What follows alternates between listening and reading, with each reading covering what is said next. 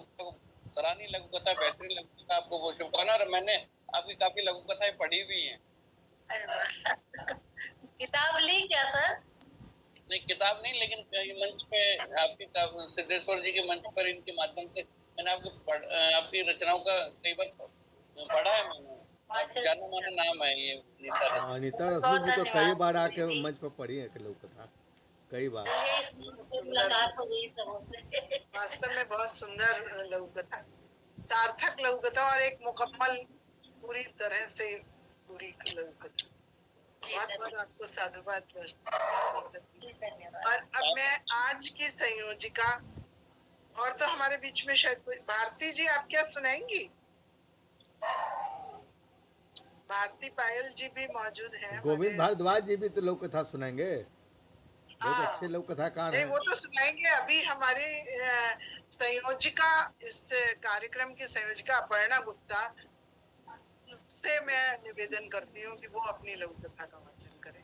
उसके बाद हमारे समीक्षक जी अपनी बात कहेंगे और अपनी लघु कथा सुनाएंगे, और फिर हमारे अध्यक्ष जी इस अध्यक्ष के उद्बोधन करके और अपनी कथा का वाचन करके इस गोष्ठी को विराम देंगे।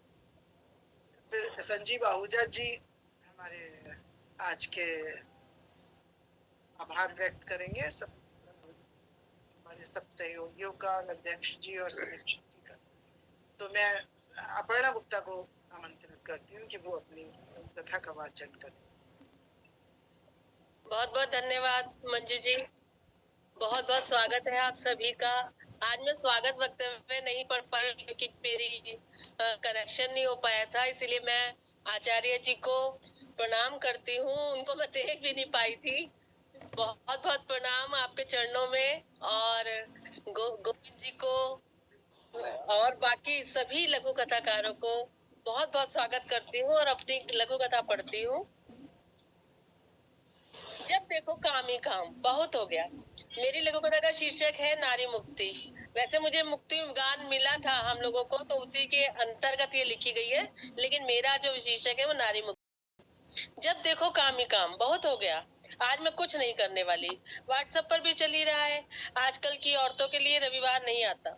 आज तो मैं अपना रविवार मनाकर ही चैन लूंगी। हर रविवार को नारी मुक्ति पर मेरा भाषण चालू हो जाता था। आखिर आज मुझे अपना रविवार मनाने का मौका दे दिया गया। ठीक है माँ, आप आराम करिए, खाना मैं बनाऊंगी, बेटी ने कहा।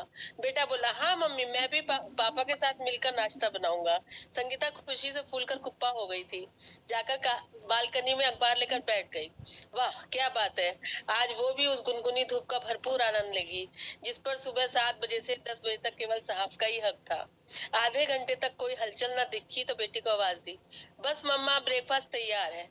पतिदेव हाथ में ट्रे लिए आ रहे थे।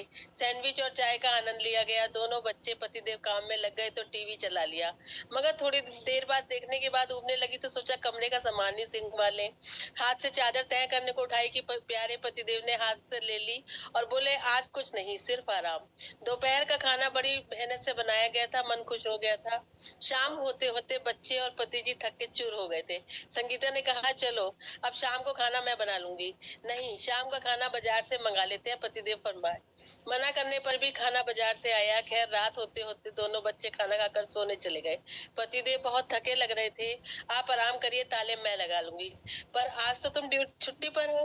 आंख भर आई संगीता की, और पति का हाथ थाम कर कहा, बंधन में जो सुख है वो मुक्ति में कहा। मैं तो एक ही दिन में बोर हो गई। धन्यवाद। बहुत सुंदर लघु कथा है, और कहते हैं ना कि नारी बिना घर की कल्पना भी नहीं की जा, बेमानी होती है। और सचमुच एक आपने कहानी के माध्यम से नारी मुक्ति की बात कही है। बहुत सुंदर एक नया फ्लेवर लिए ये लघु कथा है। मैं आपको अपर्णा जी बहुत बहुत शुभकामनाएं और बधाई देता हूँ। बिल्कुल बहुत अच्छी लघु कथा है और मुझे ये प्रभावित कर गई दिल से। ऐसी लघु कथा आनी चाहिए। धन्यवाद। बहुत बहुत धन्यवाद कृपा जी। और मेरे ख्याल से अब तो कोई भी नहीं ऐसा है इसमें नहीं है जो अब गोविंद भारद्वाज जी आएंगे। हाँ, मैं भारद्वाज जी से आग्रह करती हूँ, निवेदन करती हूँ कि वो अपना एक हम लोगों को भी लघु कथा अपनी सुनाए। जी। बिल्कुल अलग होने का। मैं थोड़ा सा बता दूं कि मेरा संग्रह तो एक ही आया, रिश्तों की भीड़, लेकिन लगभग 400 के करीब लघु कथाएं मेरी पांडुलिपि पे तैयार है।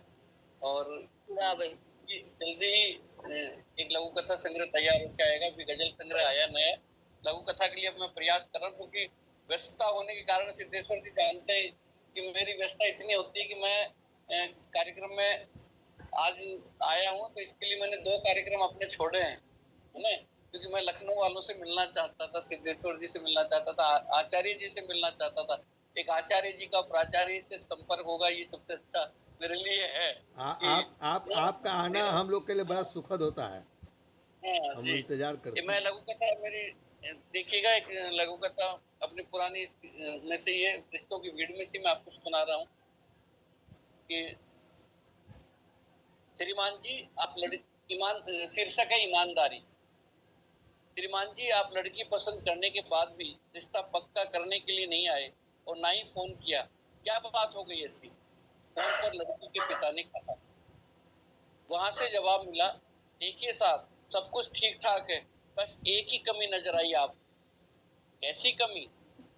यही कि आप जरूरत से ज्यादा ईमानदार हैं, और ज्यादा ईमानदारी रखने वाला आदमी आज के युग में इतनी बढ़िया शादी नहीं कर सकता जितनी हम चाहते हैं। और फोन कट गया। क्या बात है, क्या बात है। यही खासियत बहुत होती है लोक सुंदर, कथा की। बहुत बहुत कम सुंदर शब्दों में व्यक्त। आप इतनी अच्छी बात, आपने अच्छा संदेश दिया। बहुत बढ़िया। एक है छुट्टी, एक और ले रहा हूँ, 1 मिनट। जी तो जी, सेकंड बिल्कुल की बिल्कुल कहानी है। बिल्कुल स्वागत है। प्रेमा ने जैसे ही डोरबेल बजाई, दरवाजा खुला और एक महिला बड़बड़ाई, प्रेमा की बच्ची कल काम पर क्यों नहीं आई? तुझे पता है कल तेरे ना आने से मुझ पर कितना भार पड़ गया था। मालकिन कल मेरे छोरे को तेज बुखार था, उसे तपता छोड़ भला मैं कैसे काम पर आ सकती थी? मालकिन जोर से बोली, बुखार ही चढ़ा था तेरे छोरे को, कोई लकवा थोड़ी मार गया था जो उसकी सेवा में लगी रही। चल फटाफट काम पर लग जा, साहब ऑफिस के लिए निकलने वाले हैं। मालकिन आप नहीं जाएंगी क्या आज ऑफिस? नहीं, मैंने आज छुट्टी ले रखी है, चिंटू को बड़े डॉक्टर को दिखाना है, दरअसल उसे थोड़ा सा सर्दी जुकाम हुआ है। मालकिन ने प्रेमा से कहा। ये सुन प्रेमा खामोश हो गई, मानो उसकी जबान पर ताला लग गया। वाह, बहुत अच्छा, वाह, क्या बात, बहुत बढ़िया। बहुत सुंदर, बहुत बढ़िया। बहुत अच्छे, बहुत सुंदर आपकी लघु कथा। और मैं चाहूंगी अगर आप कुछ हम लोगों को, हमारे जो लघु कथाकार हैं, उनको कोई संदेश अगर आप दें अपने समीक्षा के सबसे पहले माध्यम तो मंजू जी को प्रणाम करता हूँ, आचार्य जी नीरज जी को प्रणाम करता हूँ, और हमारे बीच में आहूजा जी हैं वरिष्ठ साहित्यकार, उनको प्रणाम करता हूँ। सिद्धेश्वर जी सिद्धहस्त, जो मैंने कहा ना साहित्यकार हमारे बीच में, इससे बड़ा सौभाग्य हो नहीं सकता। जितने भी आप मेरी बहनें हैं जिन्होंने एक से बढ़कर एक लघु कथा सुनाई, आप नीरव जी भी जानते हैं, सिद्धेश्वर जी भी जानते हैं, और आप भी जानते हैं, और अनीता जी भी जानती हैं कि जब हम लघु कथा लिखते हैं तो लघु कथा में मैं एक सामान्य बात ये कह रहा हूँ कि 2 या 3 से पात्र ज्यादा ना हो, इस बात का अपन ध्यान रखें। संवाद शैली में अगर हम लघु कथा को प्रस्तुत करेंगे तो ज्यादा प्रभावशाली होगी। तीसरा, जो आपने मंजू जी ने भी कहा था कि हम एक पंच मारे, पंच, इस लघु कथा में पंच, और अनावश्यक भी नहीं होता, पंच अपने आप उभर कर आएगा। जब हम पंच लगाएंगे तो निश्चित तौर पर पाठक के हृदय में वो अपने आप कुछ बिना कहे बिना लिखे वो बात हो जाती है कि पाठक सोचता क्या लेखक क्या छोड़ गया, हमारे लिए सोचने पर मजबूर कर गया। तो पाठकों तक अपनी बात कहने का एक नया नायाब तरीका ये लघु कथा। और लघु कथा की सबसे अच्छी शैली है कि मैं ये कहता हूँ, जैसे पानी पर जो पानी लिखता है, पानी पर जो पानी लिखता है वही लघु कहानी लिखता है। क्योंकि पानी पर पानी लिखना बड़ा मुश्किल होता है, लघु कथा लिखना बहुत मुश्किल होता है। शब्द के भंडार हमारे पास हो सकते हैं, लेकिन शब्द को कैसे निचोड़ा जाए, शब्दों को कैसे निचोड़ कर लिखा जाए, तो उसकी कथ्य शैली ऐसी प्रभावशाली होनी चाहिए, कसावट होनी चाहिए लघु कथा में। तो हम कसावट भरी हुई लघु कथा लिखेंगे तो तब हमारी लघु कथा अपने आप में मुकम्मल कहलाएगी। क्योंकि लोग आजकल लघु कहानी लिख रहे हैं, लघु कथा बहुत कम लिख रहे हैं। लघु कथा बनाना एक साहित्यकार का ही दायित्व है, एक लघु कथाकार का दायित्व है कि कहते हैं ना कि आपने देखा होगा कि एक रस्सी पर बैलेंस बनाकर जब चलता है ना व्यक्ति, तो कितना कठिन होता है। तो वही कठिनाई एक लघु कथाकार के सामने आती है कि वो कैसे बैलेंस बनाकर, शब्दों का बैलेंस बनाकर एक लघु कथा लिखता है। तो वैसे ही ये टेढ़ा काम है।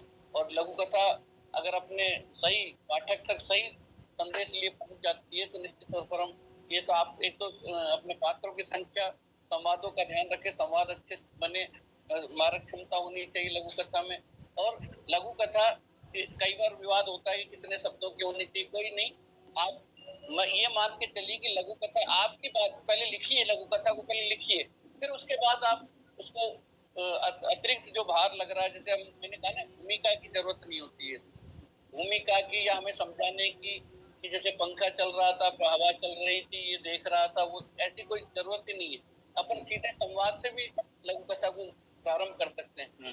ये तकनीक है लघु कथा की। अगर ये तकनीक हम बारीकी अगर हम सीख लेंगे, समझ लेंगे, और लघु कथा को जितना आप पढ़ेंगे, मैं तो ये कहना चाहूंगा सभी बहनों से कि आप लघु कथा दूसरों की ज्यादा से ज्यादा पढ़ें। जितनी ज्यादा आप लघु कथाएं पढ़ेंगे तो निश्चित तौर पर आप खुद मूल्यांकन करेंगे कि हाँ, मैं भी इनके बराबर आकर खड़ी होकर लिख सकती हूँ। ये आप ध्यान रखिएगा।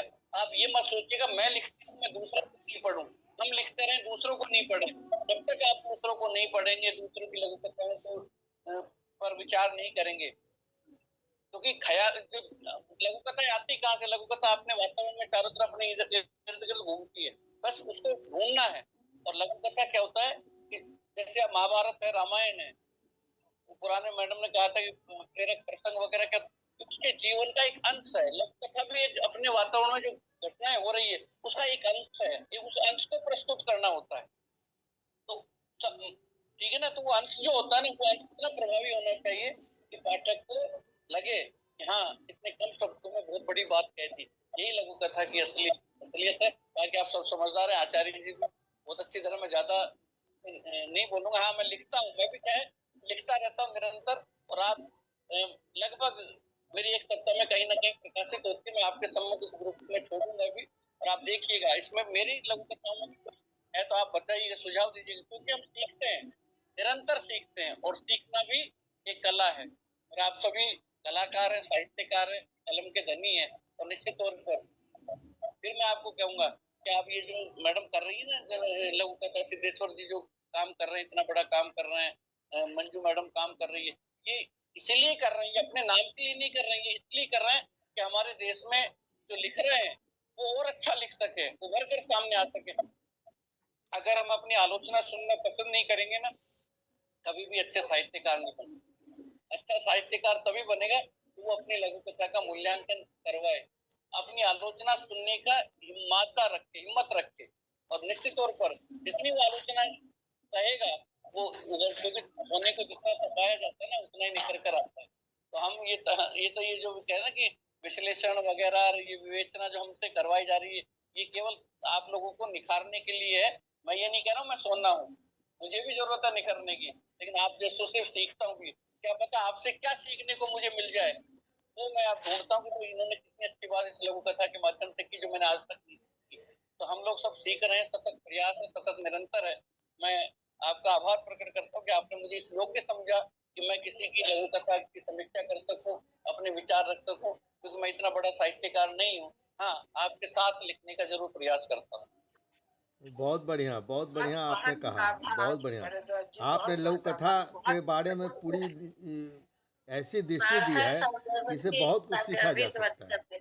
बहुत बढ़िया आपने प्रस्तुति बहुत दिया। अच्छा, आपने बहुत अच्छी बातें बताई, और एक उत्साहवर्धक, हम लोगों का उत्साहवर्धन भी किया सबका। ऐसा है मंजू जी, अपनी बात से। आज जो मैं चलाता था औसत साहित्य पाठशाला, ये असली पाठशाला तो यही हमको लग रही है। मुझे लगता है गोविंद भारद्वाज जी की बातों को मैं वहाँ तक पहुँचाने की कोशिश करूँगा जितनी बातें उन्होंने कही है आज। ये बात ये होता है, हम भी दूसरी गोष्ठी जब अटेंड करते हैं तो हम भी वहां से कुछ सीखते हैं जो कि हम अपनी बिल्कुल। गोष्ठी में बताते हैं।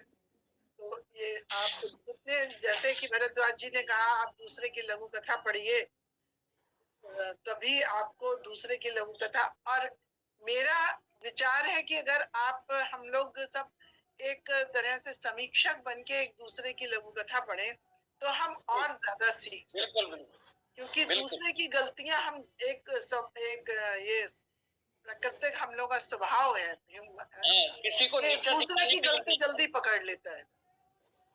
अपनी बिल्कुल। गलती मनुष्य नहीं पकड़ पाता लेकिन दूसरे की गलती बहुत जल्दी उसकी नजर में आ जाती है। तो वो फिर गलती वो हमें जब तक हमें ये पता ही नहीं होगा कि इसमें ये गलती भी होती है तब तक हमें मालूम नहीं पड़ेगा कि फिर जब हम दूसरे की गलती पकड़ेंगे तो हम अपने उसमें भी वो गलती करने से कतराएंगे। हमें तुरंत पकड़ में आ जाएगी अरे ये तो मैंने दूसरे की भी पकड़ी थी तो इसलिए मुझे नहीं करना चाहिए। तो दूसरे से आदमी की समीक्षा करके लेखक कोई भी रचनाकार किसी भी विधा में जल्दी सीखता है। मेरा विचार है ये। बहुत बढ़िया विचार। अब मैं अपने हमारे के संरक्षक और अध्यक्ष इस कार्यक्रम के जिनके फलस्वरूप मार्गदर्शन में हमारा ये समूह निरंतर उन्नति कर रहा है, मैं उनको बहुत आदर से आमंत्रित करती हूँ। आदरणीय नीरव जी, धन्यवाद। नीरव जी का स्वागत है, बहुत बहुत धन्यवाद धन्यवाद। आपका। अध्यक्षीय उद्बोधन से हमारा और भी मार्गदर्शन करें और अपनी लघु कथा हाँ, से लघु हम कथा भी लोगों जो को पढ़े, लघु कथा भी नया जो पढ़े। मार्गदर्शन दें। आचार्य माँ माँ शारदा को नमन। आज के आमंत्रित सम्मान्य समीक्षक आदरणीय गोविंद भारद्वाज जी, इस लघु कथा कक्ष की सूत्रधार, प्रणेता और संचालक आदरणीय मंजू सक्सेना जी, कुशल संयोजक आदरणीय अपर्णा गुप्ता जी, और आज